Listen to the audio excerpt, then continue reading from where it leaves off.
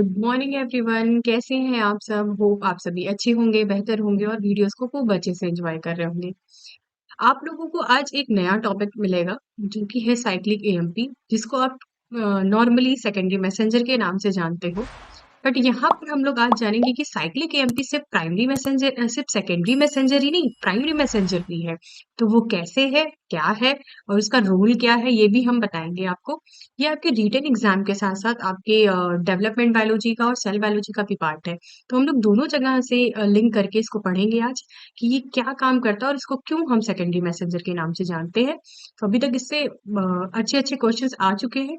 Hopefully आपको video अच्छा भी लगेगा और काम भी आएगा।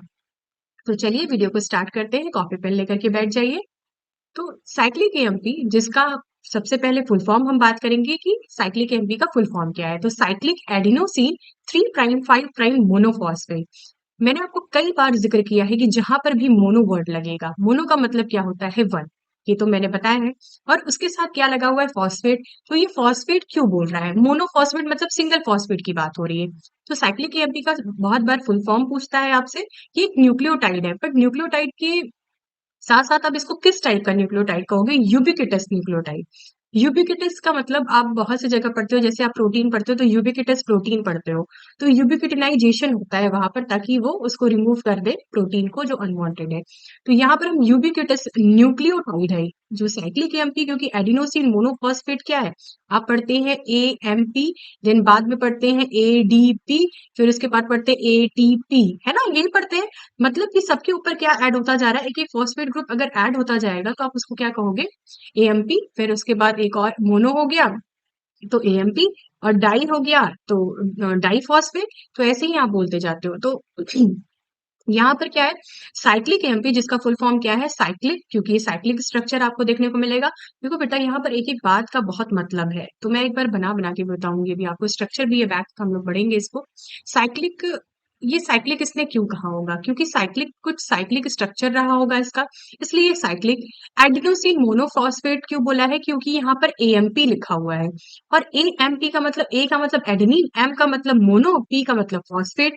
और ये 3 प्राइम 5 प्राइम का क्या मतलब है? क्योंकि अगर हम लोगों ने राइबोज शुगर पढ़ा हुआ है, और राइबोज शुगर में हम लोगों ने ये कई बार जिक्र किया गया है कि जो एक डीएनए है दूसरे डीएनए से कैसे अटैच होता है। यहाँ का आपका OH और यहाँ पर CH2OH, ये दोनों यहाँ से वाटर जब रिलीज हो जाता है तो यहाँ पर जो बॉन्ड बनता है उसको हम कहते हैं 3 prime 5 prime phosphodiester bond, right? ये बोलते हैं। बट यहाँ पर आप हमेशा बोलेंगे, आप यहाँ पर आपको चीजें चेंज मिल जाएंगी। अगर आप साइक्लिक एएमपी की बात करेंगे तो ये एक न्यूक्लियोटाइड है, बट ये आपसे पूछ लिया कहीं न्यूक्लियोटाइड की जगह, आपको बहुत तरह के न्यूक्लियोटाइड ऑप्शन में लिखे होंगे, तो हमेशा याद रखिएगा ये एक यूबिक्विटस न्यूक्लियोटाइड है। दूसरी बात कि ये किससे मिलकर के बना हुआ है साइक्लिक एएमपी, तो आपको यहाँ नजर आएगा, जरा देखिए आप यहाँ पर, ये किसका स्ट्रक्चर है? एडेनिन का। ये क्या नजर आ रहा है आपको? एडेनिन। आपने कैसे पहचाना कि ये एडेनिन है? क्योंकि ये आपको ये कैसे, आपको आपको पता है कि प्यूरिन में दो आते हैं, एडेनिन और ग्वानिन।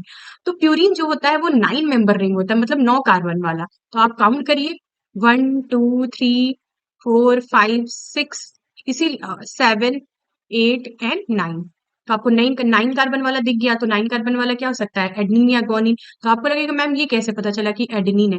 एडेनिन के स्ट्रक्चर में हमेशा 6th पोजीशन पे आपको क्या नजर आता है? Amino group. इसीलिए इसका फुल फॉर्म भी होता है 6 अमीनो प्यूरिन। ठीक है? 6 क्यों? क्योंकि 6th पोजीशन पे क्या है? अमीनो ग्रुप है, इसलिए 6 अमीनो। और प्यूरिन तो ये है ही, इसलिए 6 अमीनो प्यूरिन। ठीक है बेटा? ये इसका केमिकल भी फॉर्मूला आपको पता चल गया आज। अब मैंने एक और बात बताया था कि जो ये क्या आपको नजर आ रहा है? Ribose, ribose sugar. ठीक है? आप कैसे पहचाना आपने? यहाँ भी OH है, यहाँ पर भी। ये 2 प्राइम है, ये 1 प्राइम है, और ये 3 प्राइम, और ये 4 प्राइम 5 प्राइम। ठीक है? तो यहाँ पर आपको क्या नजर आ रहा है? 1 प्राइम और 9, एंड इसका एडेनिन का 9 वाला, और इसका राइबो शुगर का 1 वाला किस बॉन्ड से जुड़ता है बताइए? बीटा एन, क्या एन, क्या लिखूं? N9C1 ग्लाइकोसिडिक बॉन्ड, क्योंकि ये शुगर है। तो शुगर में कौन सा बॉन्ड होता है? ग्लाइकोसिडिक। ये क्वेश्चन अभी हाल में ही गेट 2021 का क्वेश्चन पूछा गया था, कि वहां पर पूछा था अगर आपको बीटा नहीं समझ में आ रहा है तो बीटा इसलिए क्योंकि इसमें OH ग्रुप कहाँ पर है? ऊपर की तरफ है। और H नीचे की तरफ है, तो बीटा इसलिए लगता है क्योंकि OH ग्रुप क्या है, फर्स्ट कार्बन का ऊपर की तरफ होता है, इसलिए हम इसको बीटा बोलते हैं। तो वहां पर ऑप्शन में दिया था कि अल्फा N9C1 ग्लाइकोसिडिक बॉन्ड या बीटा, तो आपको या दोनों या नन ऑफ देम, तो आपको क्या आंसर लगा के आना था, बीटा। तो ये अभी हाल ही का क्वेश्चन आया हुआ है। और ये क्या है, राइबोज शुगर। और इस राइबोज शुगर से आप क्या नजर आता था, यहाँ पर आपको फॉस्फेट जुड़ा हुआ मिलता था। जैसे अगर हम एटीपी का स्ट्रक्चर बनाए, तो यहाँ पर क्या रहता था, CH2 देन फॉस्फेट, फिर एक फॉस्फेट, फिर एक और फॉस्फेट, है ना, 3 फॉस्फेट जुड़ता था, तो हम एटीपी कहते थे। यहाँ पर आपको क्या क्या चीजें नजर आ रही हैं, यहाँ पर आपको थोड़े से डिफरेंसेस है। अगर आप देखिए तो ये एडेनिन आपको मिल गया, तो आपको ये पता चला कि यहाँ पर एडेनिन है। ठीक है, साइक्लिक एएमपी के स्ट्रक्चर में एक एडेनिन मिलता है। फिर आपको पता चला राइबोज शुगर भी है। ठीक है, लेकिन एक चीज और पता चला कि यहाँ पर एक ही फॉस्फेट ग्रुप इन्वॉल्व है। ठीक है, तो यहाँ पर सिंगल फॉस्फेट ग्रुप का इन्वॉल्वेशन, इसीलिए आप मोनोफॉस्फेट बार बार बोल रहे हैं। तो आपको समझ में आया कि हम यहाँ क्या कहना चाह रहे हैं। तो यहाँ पर जो इसका फिफ्थ वाला पार्ट है, ये फिफ्थ वाला, और ये कौन सा, ये 3 वाला और फिफ्थ वाला। ठीक है, ये फिफ्थ वाला और 3 वाले के बीच में यहाँ पर ही क्या देखने को मिल रही है, बॉन्डिंग मिल रही है। तो यहाँ पर आप मुझे बताइए, यहाँ पर कौन सी बॉन्डिंग देखने को मिली। नॉर्मली मैंने अभी अभी जस्ट आपको क्या बताया, नॉर्मली मैंने बताया कि आपको 3 प्राइम, क्योंकि यहाँ पर 3 प्राइम है और ये क्या है, 5 प्राइम है, उसमें क्या देखने को मिलता है, 3 प्राइम 5 प्राइम फॉस्फोडाइस्टर बॉन्ड। ठीक है, इसके थ्रू ये 2 राइबोज शुगर अटैच होते हैं। पर यहाँ पर हमें क्या नजर आएगा, साइक्लिक एएमपी के केस में पहले तो ये पता चला कि ये किससे मिलकर के बना हुआ है, आपको एडेनिन, राइबोज शुगर और फॉस्फेट। तो आप यहाँ लिख सकते हैं मोनोफॉस्फेट, क्योंकि फॉस्फेट में कंफ्यूजन ना हो जाए। ठीक है बेटा, तो आपको पहले ये पता चला फुल फॉर्म, फिर ये एक न्यूक्लियोटाइड है वो पता चला। तीसरी बात आपको ये पता चला कि ये किससे मिलके बना है। और चौथी बात जो कि बहुत इंपॉर्टेंट है, जो कि आपके लिए पूछा भी जा सकता है, अभी तक तो पूछा नहीं गया लेकिन पूछा जा सकता है, यहाँ पर जो बॉन्ड है, वो बॉन्ड क्या है, यहाँ पर देखिए 5 प्राइम और 3 प्राइम। ठीक है, यहाँ पर 3 वाला जो ये राइबोज शुगर में क्या था, इसका पहला वाला जो था वो 3 प्राइम अटैच था दूसरे वाले से। तो ठीक है, तो आप यहाँ इस केस में आप क्या बोलोगे, 3 प्राइम 5 प्राइम फॉस्फोडाइस्टर बॉन्ड। ठीक है, लेकिन यहाँ पर आपका यहाँ पर क्या बोलेंगे, 5 प्राइम 3 प्राइम फॉस्फोडाइस्टर बॉन्ड। ठीक है, तो यहाँ पर ये चीज आपको देखने को मिला, 3 चीजें बड़ी इंपॉर्टेंट मिली आपको कि किससे मिलकर के बना है, कैसे बना है, ये बातें। ठीक है, क्लियर है, होपफुली आपको क्लियर ही हुआ होगा। तो आपको ये समझ में आ रहा होगा, मैं थोड़ा इसको इरेज कर दूं ताकि आपको ये क्लियर रहे। ठीक है,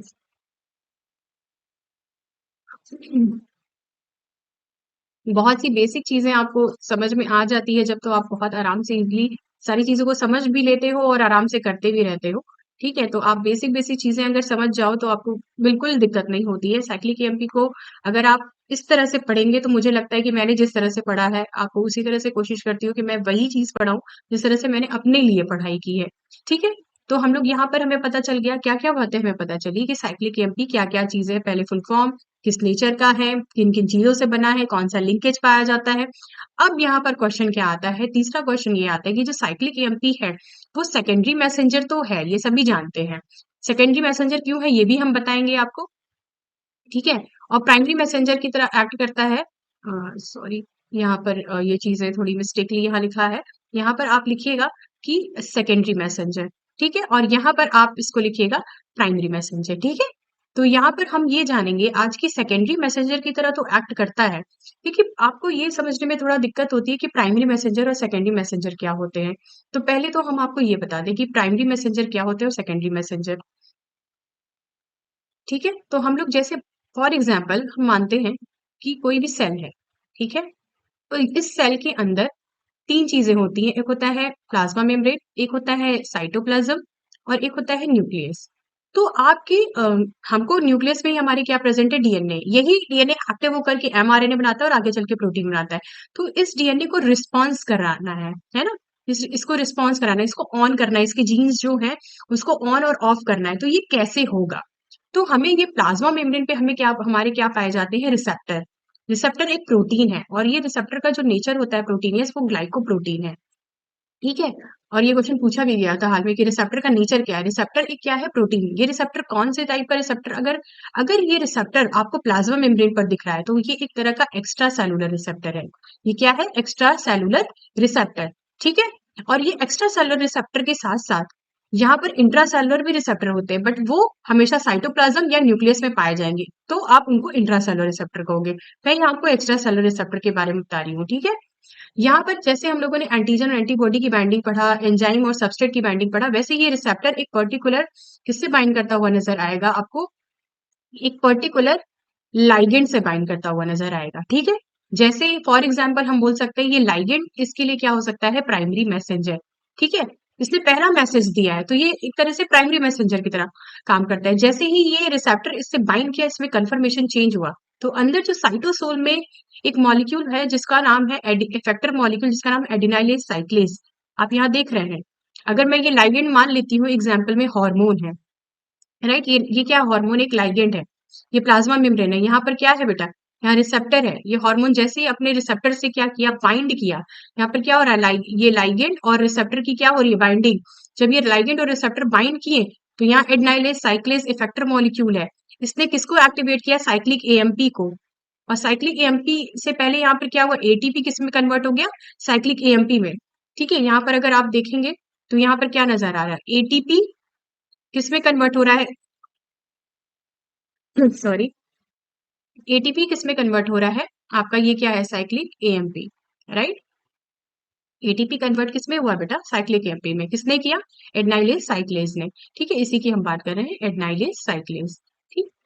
अब यहाँ पर आइए, सबसे पहले क्या हुआ, प्लाज्मा मेम्ब्रेन पर क्या पाए जा रहे हैं, रिसेप्टर, और वो रिसेप्टर ने क्या किया, आपका लाइगेंड को बाइंड किया, लाइगेंड को बाइंड कर करके रिसेप्टर और लाइगेंड बाइंड हुए, तो फिर किसको एक्टिवेट किया, साइक्लिक एएमपी। अब ये साइक्लिक एएमपी क्या है, सेकेंडरी मैसेंजर, ठीक है, क्योंकि यहाँ पर इसने सेकंड मैसेज दिया है, ठीक है। प्राइमरी मैसेंजर की तरह तो लाइगेंड वर्क कर रहा है, सेकंड मैसेज इसने दिया। अब ये साइक्लिक एएमपी आगे चल के प्रोटीन काइनेज एक ए होता है, उसको एक्टिवेट करता है, उस प्रोटीन को, ये तब जाकर के न्यूक्लियस में जाता है और काम करता है, ठीक है। तो इस तरह की फिर ये न्यूक्लियस में जाकर के पर्टिकुलर आपको क्या बाइंडिंग हुआ, ये न्यूक्लियस में गया, न्यूक्लियस में जाकर के क्या कर रहा है, रिस्पॉन्स शो कर रहा है, डीएनए पे बाइंड किया, आपको दिख रहा है रिसेप्टर और लाइगेंड बाइंड किए, फिर ये न्यूक्लियस में जा रहे हैं, न्यूक्लियस में जाकर के डीएनए से बाइंड कर रहे हैं, डीएनए से बाइंड किए तो जीन को एक्टिवेट किए, फिर क्या होगा, ट्रांसक्रिप्शन, एमआरएनए बनेगा, एमआरएनए फिर क्या करेगा, ट्रांसलेशन, फिर एक बायोलॉजिकल रिस्पॉन्स शो होगा। यहाँ पर आपको किस तरह का सिग्नलिंग देखने को मिल रहा है बेटा, ये एक तरह का सिग्नलिंग पाथवे में साइक्लिक एएमपी का बहुत इंपॉर्टेंट रोल है सिग्नलिंग पाथवे में। तो इसीलिए आपने यहाँ पर लिखा है कि जो प्राइम सेकेंडरी मैसेंजर की तरफ जब जब भी ये एक्ट करेगा साइक्लिक एएमपी, तो वो पेप्टाइड हार्मोन के लिए एक्ट करेगा। जैसे पेप्टाइड हार्मोन की अगर हम बात करें तो इंसुलिन को ही मान ले, है ना, इंसुलिन, इपिनेफ्रिन, ये सभी क्या है, ग्लूकेगॉन, ये सभी हॉर्मोन्स है। तो जितने भी हॉर्मोन्स होते हैं वो ज्यादातर जीपीसीआर, ये इसके ही एग्जाम्पल होते हैं, बहुत ढेर सारे पाथवे हैं जीपीसीआर, और बहुत तरह से पाथवे नजर आएंगे, तो मैंने इसे और सिर्फ जीपीसीआर का ही एग्जाम्पल लिया ताकि आपको इजिली समझा सकूं। तो जितने भी पेप्टाइड हार्मोन हैं वो उनका उनके लिए यहाँ पर साइक्लिक एमपी सेकेंडरी मैसेंजर की तरह काम करता है, ठीक है। ठीक है, ये बात तो आपको समझ आ गई, बट ये भी समझिए कि जो इस तरह की सिग्नलिंग है, कैसे, प्लाज्मा मेम्ब्रेन से साइटोसोल, साइटोसोल से कहाँ जा रहे हैं, न्यूक्लियस, इस तरह जा रहे हैं। आप कहाँ जा रहे हैं, प्लाज्मा मेम्ब्रेन से, और ये क्लास 9 की बुक में भी आपको मिल जाएगा, बट हम लोग ध्यान नहीं देते। प्लाज्मा मेम्ब्रेन से साइटोसोल, और साइटोसोल से कहाँ जा रहे हैं बेटा, न्यूक्लियस। तो इस तरह की सिग्नलिंग जो होती है वो कहलाती है डाउन स्ट्रीम सिग्नलिंग, है ना, डाउन स्ट्रीम सिग्नलिंग। तो डाउन स्ट्रीम सिग्नलिंग मतलब ऊपर से कहाँ जा रहे हो, नीचे की तरफ जा रहे हो, बट ऐसा नहीं है कि हमेशा डाउन स्ट्रीम सिग्नलिंग चलती है, आपका साइटोसोल से आपका न्यूक्लियस पे भी चलती है। इस तरह की सिग्नलिंग भी आपको देखने को मिलेगी। जैसे फॉर एग्जाम्पल अगर आप इंसुलिन की देखना चाहें या एक्वापोरेंस 2 की देखना चाहें, जो वाटर को ट्रांसपोर्ट कराने के लिए एक्वापोरेंस 2 होता है, ये दोनों अप रेगुलेशन करते हैं, इसको हम कहते हैं डाउन रेगुलेशन, और ये क्या है, अप रेगुलेशन है। तो अप रेगुलेशन सिग्नलिंग जो है वो कहाँ देखने को मिलती है, इंसुलिन या एक्वापोरिन में, ग्लूट 4 का देखने को मिलता है इंसुलिन में, ठीक है। तो यहाँ पर जब प्लाज्मा मेम्ब्रेन से साइटोसोल, साइटोसोल से न्यूक्लियस की तरफ जाएंगे तो वो डाउन स्ट्रीम सिग्नलिंग होगी, और साइटोसोल से न्यूक्लियस आएंगे तो ये अप स्ट्रीम सिग्नलिंग मानी जाती है।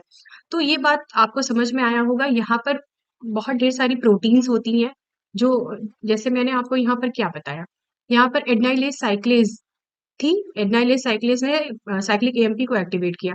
अब यहाँ पर अगर हम समझना चाहें तो ये रिसेप्टर किसको एक्टिवेट करता है, पीकेए, जिसका नाम है जीपीसी। ये किसका पाथवे फॉर एग्जांपल हम बता रहे हैं, जीपीसीआर का। पीकेए जिसका नाम क्या है, प्रोटीन काइनेज ए।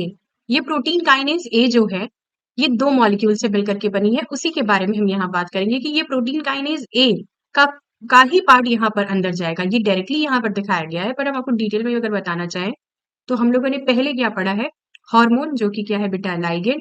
ये रिसेप्टर से बाइंड किया, जीटी पे इसने किसको एक्टिवेट किया है, जीपीसीआर को, जीपीसीआर पाथवे को।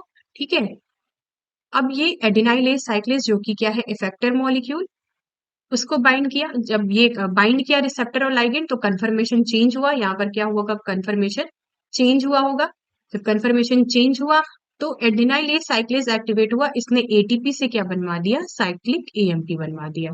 ठीक है, तो यहाँ पर साइक्लिक एएमपी और दो फॉस्फेट इनऑर्गेनिक फॉस्फेट क्या हो जा रहा है, निकल जा रहा है। अब ये आपको क्या नजर आ रहा है, ये साइक्लिक एएमपी किससे जाकर के बाइंड कर रहा है, ये 4 साइक्लिक एएमपी एक मॉलिक्यूल है जिसका नाम है पीकेए, प्रोटीन काइनेज ए। ये प्रोटीन काइनेज एक तरह का एलोस्टेरिक एंजाइम है। यहाँ पर इसके पास आपको क्या नजर आएगी, ये पूरा क्या है, पीकेए। ठीक है, इसके पास क्या है, दो रेगुलेटरी साइट है और दो कैटालिटिक साइट है। ठीक है, तो रेगुलेटरी साइट जो है आपका, ये अभी इस जब तक इसके पास दो रेगुलेटरी और दो कैटालिटिक साइट होती है, तो ये क्या रहता है, इस टाइम पे इनएक्टिव है। ठीक है, अभी क्या है, ये इनएक्टिव है। और जब इससे क्या होगा, साइक्लिक एएमपी जो कि अभी एडिनाइलेज साइक्लेज ने एटीपी से साइक्लिक एएमपी बनवाया, तो वो क्या कर रहा है, इससे बाइंड कर रहा है। 4 साइक्लिक एएमपी यहाँ पर आपको बाइंड करते हुए नजर आ रहा है, अगर आप काउंट करें 4 साइक्लिक एएमपी। जब R2 मतलब साइक्लिक एएमपी की बाइंडिंग हमेशा किससे नजर आएगी, रेगुलेटरी साइड से। तो जब जैसे ही ये रेगुलेटरी साइड से बाइंड करता है, क्योंकि इसके पास 4 बाइंडिंग साइट है, आप काउंट कर रहे हैं 4 है ना, तो ये 4 साइक्लिक एएमपी जब रेगुलेटरी साइड से बाइंड करता है, सिर्फ रेगुलेटरी से, कैटालिटिक से नहीं, तो ये कैटालिटिक साइट को फ्री कर देता है। जैसे ये बाइंड होता है तो ये इनएक्टिव फॉर्म में ही आपको पड़ा मिलेगा। ठीक है, ये इनएक्टिव रहता है।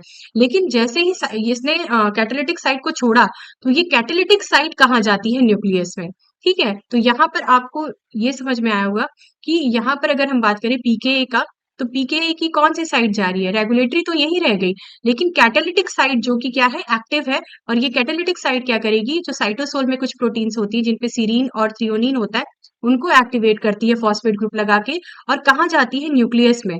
और न्यूक्लियस में जाकर के क्या करती है, उन सभी प्रोटीन्स को एक्टिवेट करती है। जैसे फॉर एग्जांपल ट्रांसक्रिप्शन फैक्टर, इन पे क्या करती है, फॉस्फेट ग्रुप लगाती है, और ये ट्रांसक्रिप्शन फैक्टर जाकर के क्या करते हैं, डीएनए से बाइंड करते हैं और जीन को क्या करते हैं, एक्टिवेट करते हैं। फिर वो एमआरएनए बनाता है और स्पेसिफिक प्रोटीन को फॉर्म करता है।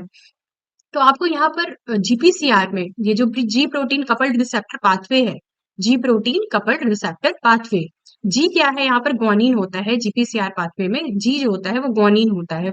तो जी प्रोटीन कपल्ड रिसेप्टर पाथवे में आपको ये देखने को मिलता है पीकेए। और ये प्रोटीन काइनेज ए की बात करेंगे, तो ये आपका दो रेगुलेटरी, दो कैटालिटिक साइट रखा हुआ है, एलोस्टेरिक एंजाइम है, जिसके पास 4 साइक्लिक एएमपी क्या करते हैं, बाइंड करते हैं रेगुलेटरी से, और अब इसको इनएक्टिवेट करके ये कैटालिटिक साइट को फ्री करते हैं।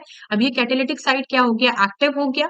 एक्टिव होने के बाद ये क्या करेगा, अंदर जाएगा न्यूक्लियस में और जाकर के क्या करेगा, ट्रांसक्रिप्शन फैक्टर को एक्टिवेट करेगा। ट्रांसक्रिप्शन फैक्टर को एक्टिवेट करने के बाद ये क्या करेगा, पर्टिकुलर रिस्पॉन्स करेगा, ट्रांसक्रिप्शन करेगा, ट्रांसलेशन करेगा। ठीक है, तो ये आपको क्लियरली समझ में आ गया होगा। तो ये हम लोगों ने बात किया कि ये जब सेकेंडरी मैसेंजर की तरह काम करेगा, पेप्टाइड हार्मोन, तो क्या रोल प्ले करता है। बट अभी भी प्राइमरी मैसेंजर वाली बात बची है, कि बहुत ही इंपॉर्टेंट है, जो कि बहुत कम जगह अपने इसको आप एक्चुअल में डेवलपमेंट बायोलॉजी जब पढ़ते हैं, तो डेवलपमेंट बायोलॉजी में ये एक चैप्टर में पढ़ाया जाता है, तो वहां पर आप इस चीज को पढ़ते हैं। तो मैं चाहती हूँ कि आप साइक्लिक एमपी जब भी पढ़ते हो तो इकट्ठे इस चीज को जानते रहिए, फिर वहां पढ़ेंगे तो आप देख लीजिएगा वहां पर प्राइमरी मैसेंजर की तरह कैसे काम करता है, ये हम लोग अब जानेंगे। ठीक है बेटा, तो प्राइमरी मैसेंजर की तरह जब भी काम करता है, तो ये कीमोटैक्सिस की बात करते हैं। कीमोटैक्सिस एक मूवमेंट भी होता है जो कि किस पे पाया जाता है, फ्लैजेलल मूवमेंट होता है। तो कीमोटैक्सिस का मतलब क्या होता है, और कीमोटैक्टिक का मतलब अलग होता है। एक होता है डायरेक्शन, एक होता है रैंडम। ठीक है, तो यहाँ पर मिक्स अमीबा की अगर हम बात करेंगे, जिसको हम लोग डिक्टियोस्टेलम भी कहते हैं, तो ये डिक्टियोस्टेलम या मिक्स मिक्स अमीबा में आपको ये एक ऐसा एक्सेप्शन है जहां पर आपको प्राइमरी मैसेंजर की तरह नजर आएगा कौन? Cyclic AMP. बाकी सभी जगह लगभग आपको सेकेंडरी मैसेंजर की तरह नजर आता है। तो जब आप एक्सेप्शन को जानोगे, और एक्सेप्शन से ही ज्यादा क्वेश्चंस बनते भी हैं एग्जाम में, तो हम इसको पूरा डिटेल में नहीं बता रहे हैं, यहाँ बस थोड़ा सा आपको बता दे रहे हैं। हम लोगों ने पढ़ा था कि ये क्या है? रिसेप्टर। तो साइक्लिक एएमपी रिसेप्टर आपको यहाँ नजर आ रहा है, जिसका नाम मिक्स अमीबा के केस में CAR1 रिसेप्टर के नाम से जाना जाता है। और यहाँ पर साइक्लिक एएमपी खुद प्राइमरी मैसेंजर की तरह आप देखोगे तो काम कर रहा है। ठीक है, तो प्राइमरी मैसेंजर की तरह यहाँ पर कौन एक्ट कर रहा है? Cyclic AMP. तो यहाँ पर साइक्लिक एएमपी क्या है? प्राइमरी मैसेंजर वही होते हैं जो लाइगेंड की तरह बिहेव करते हैं, और यहाँ पे तो लाइगेंड कुछ और था, है ना? यहाँ पे तो लाइगेंड हमने कुछ और देखा था। यहाँ पे तो लाइगेंड हार्मोन था कोई ना कोई, जीपीसीआर के केस में। ठीक है, फिर साइक्लिक एएमपी तो बहुत बाद में आ रहा था, है ना? साइक्लिक एएमपी तो एडेनाइलेज साइक्लेज साइक्लिक एएमपी बनवा रहा था, लेकिन यहाँ पर आपको दूसरा चीज देखने को मिल रहा है। यहाँ पर साइक्लिक एएमपी मिक्स अमीबा के केस में साइक्लिक एएमपी खुद ही लाइगेंड की तरह बिहेव कर रहा है और अपने रिसेप्टर से जाकर बाइंड करता है। और यहाँ पर जो एडिनाइलेज साइक्लेज है जो कि साइक्लिक एएमपी बनाती है, यहाँ पर वहां पर जीपीसीआर के केस में आप एडिनाइलेज साइक्लेज लेते हो, लेकिन यहाँ पर जो एडिनाइलेज साइक्लेज है वो एडिनाइलेज साइक्लेज ए बोला जाता है यहाँ पर। ठीक है, कई टाइप के एडिनाइलेज साइक्लेज देखने को मिलते हैं, तो यहाँ पर एडिनाइलेज साइक्लेज ए यहाँ पर यूज किया जाता है। हम बहुत ज्यादा डिटेल में नहीं बता रहे क्योंकि डेवलपमेंट बायोलॉजी नहीं पढ़ रहे हैं हम लोग यहाँ पर। ठीक है, तो मिक्स अमीबा में जो यूनिसेलुलर ऑर्गेनिज्म को जब एग्रीगेट करना होता है, मल्टी सेलुलर में कन्वर्ट करना होता है, तो उस एग्रीगेशन में कौन कीमोटैक्टिक मॉलिक्यूल की तरह काम करता है? ये साइक्लिक एएमपी। इसका वॉर क्रिएट हो जाता है, वहां पर आपको देखने को मिलेगा। ठीक है, तो ये हम लोग यहाँ पर बात करते हैं। तो आपको इतनी चीजें मुझे लगता है समझ में आई होंगी। और अगर हम रोल ऑफ साइक्लिक एएमपी की बात करेंगे बेटा, तो बहुत जगह हमको साइक्लिक एएमपी का रोल देखने को मिलता है। जैसे अगर हम एडिपोज टिश्यूज की बात करें, एडिपोज टिश्यूज क्या होती हैं? जहां पर फैट का स्टोरेज होता है। ठीक है, तो वहां पर टैग जो है वो क्या है? Try acyl glycerol. ये क्या कर रहा है? In adipose tissue increase cyclic AMP bring about the tag. ठीक है, ये एक इसका रोल देखने को मिला। लीवर में क्या है? In liver and skeleton muscle cells वहां पर ग्लाइकोजिनोलिसिस करती है, मतलब ग्लाइकोजन की लिसिस करती है।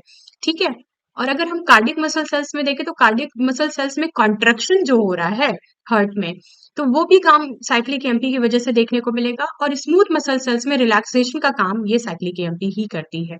ठीक है, तो एक बार तो और भी हम बता दे रहे हैं, जैसे जितनी भी पॉइंट्स हम लोगों ने यहाँ डिस्कस किया है कि साइक्लिक एएमपी का फुल फॉर्म क्या है, वो किस नेचर की है, किससे मिल के बनी है, कौन सा बॉन्ड बनाती है। ये सिर्फ सेकेंडरी मैसेंजर की तरह ही नहीं, प्राइमरी मैसेंजर की तरह भी कहीं पर काम करती है, ये हम लोगों ने पढ़ा। फिर हम लोगों ने देखा इसका स्ट्रक्चर की कैसे ये बनी हुई है, किन किन चीजों से। उसके बाद एक और जो इम्पोर्टेंट चीज है वो हम बता दे रहे हैं। यहाँ पर आपको देखने को मिल रहा होगा कि जो साइक्लिक एएमपी है, यहाँ पर ध्यान से देखिए। एक और लास्ट चीज है जो कि थोड़ा सा हम बता दे रहे हैं, क्योंकि इस पे एक क्वेश्चन बना हुआ भी, हाल ही में क्वेश्चन भी आया हुआ था। ये जो साइक्लिक एएमपी आपको नजर आ रहा है, ये आपको 5' साइक्लिक एएमपी किसमें कन्वर्ट हो जा रहा है? 5' एएमपी में। ठीक है, तो 5' एएमपी में जब ये कन्वर्ट हो जाता है, तो ये किसी एंजाइम, किसी इसके ऊपर से क्या किया गया है? फॉस्फेट ग्रुप को हटा दिया गया है, रिमूव कर दिया गया है। तो इसमें इसके ऊपर से फॉस्फेट ग्रुप हटाने का काम एक एंजाइम करता है, जिसका नाम क्या है? फॉस्फोडाइस्टरेज। ठीक है, इसका नाम क्या है? फॉस्फोडाइस्टरेज। ये एंजाइम क्या करता है? इसके ऊपर से फॉस्फेट ग्रुप को रिमूव कर देता है, तो ये 5' एएमपी में कन्वर्ट हो जाता है। तो ये क्वेश्चन पूछा गया था कि साइक्लिक एएमपी को 5' एएमपी में कन्वर्ट करने के लिए किस एंजाइम का यूज करते हैं? तो वो है फॉस्फोडाइस्टरेज एंजाइम। ठीक है, यहाँ पर आपको वाटर का एडिशन भी देखने को मिल रहा है। तो और अगर हम इस फॉस्फोडाइस्टरेज एंजाइम को इनिबिट करते हैं, जैसे कैफीन है, कैफीन कैफीन एक इसके लिए क्या है? इनिबिटर है, इनिबिटर की तरह काम करता है। ठीक है, और भी बहुत ढेर सारे मॉलिक्यूल्स हैं जो इसके लिए इनिबिटर की तरह काम करते हैं। अगर हमने इसको फॉस्फोडाइस्ट्रेस एंजाइम को बेटा इनिबिट कर दिया, किससे? कैफीन से, तो ये क्या करेगा? साइक्लिक एएमपी का लेवल क्या होगा? लगातार बढ़ता जाएगा, है ना? जब ये इसको आपने इनिबिट कर दिया तो ये 5' एएमपी में कन्वर्ट ही नहीं होगा। जब 5' एएमपी में कन्वर्ट नहीं होगा तो ये साइक्लिक एएमपी का लेवल क्या होगा? बढ़ता जाएगा। ठीक है, तो ये एक लास्ट बात थी। और ये अभी हाल में मुझे लग रहा है सीएसआईआर का ही क्वेश्चन था कि ये कैसे आपका यहाँ पर फॉर्म होता है। तो होपफुली आपको समझ भी आया होगा। अगर कोई दिक्कत होगी तो आप मुझे ज़रूर बताइएगा। मैंने कोशिश किया है कि आपको साइक्लिक एमपी से रिलेटेड जितने भी नॉलेजेस हैं मैं उसको आपको दे दूँ। ठीक है? Thank you so much. जय हिंद, जय भारत।